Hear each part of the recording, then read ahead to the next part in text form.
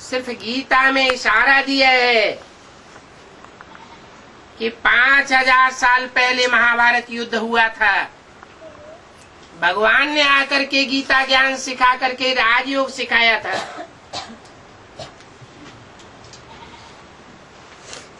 लेकिन उसमें भी मनुष्य गुरुओं ने घोटाला कर दिया। वो महाभारत युद्ध द्वापर के अंत में दिखाई दिया कि द्वापर के अंत में कृष्ण भगवान आए और उन्होंने महाभारत युद्ध कराया। और युद्ध कराने के बाद 18 अक्षौणी सेना, जो आज की दुनिया की आबादी के बराबर है, सब खलास हो गई। 5 पांडव बचे। तो भगवान के आने का फायदा क्या हुआ? कलयुग के अंत में महाभारत युद्ध कराया, वो द्वापर के अंत में महाभारत युद्ध कराया और कलयुगी पापी दुनिया की स्थापना कर दी। तो क्या भगवान पापी दुनिया की स्थापना करने के लिए आता है?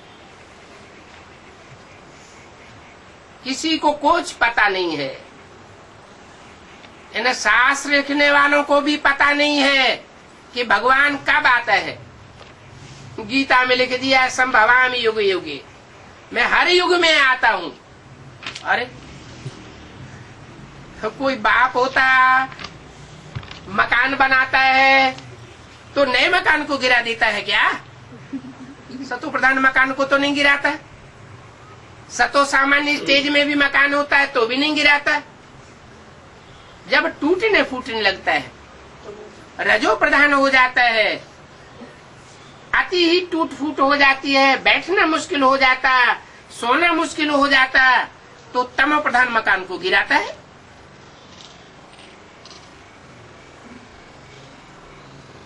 दुनिया की हर चीज 4 अवस्थाओं से गुजरती है।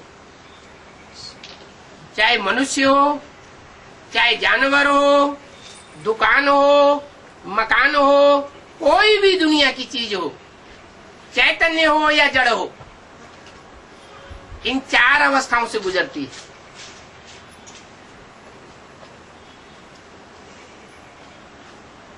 तो ये सृष्टि भी 4 अवस्थाओं से गुजरती है। ऐसे नहीं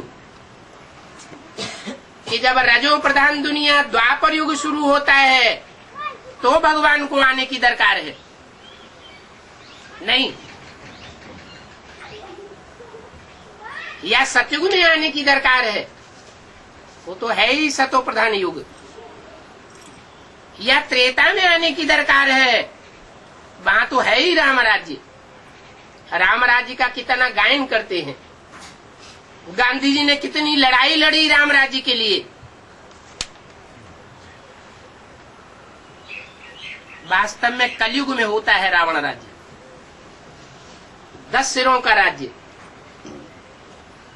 10 बुद्धियां लगती हैं इस संसार के धर्मों को चलाने के लिए।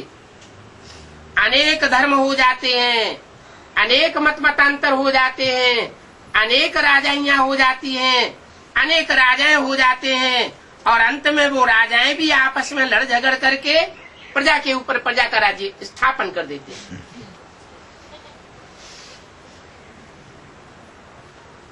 अब राजा बुद्धिमान होता है, पहलवान होता है, शक्तिवान होता है, या प्रजा में ताकत होती है? ताकत ज्यादा किसमें होती है?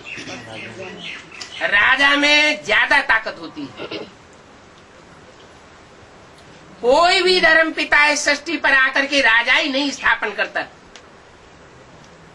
वो सिर्फ आकर के अपने धर्म की धारणा स्थापन करते हैं, धर्म स्थापन करते हैं। कोई राजयोग नहीं सिखाते, जानते ही नहीं, सिखाएंगे कैसे?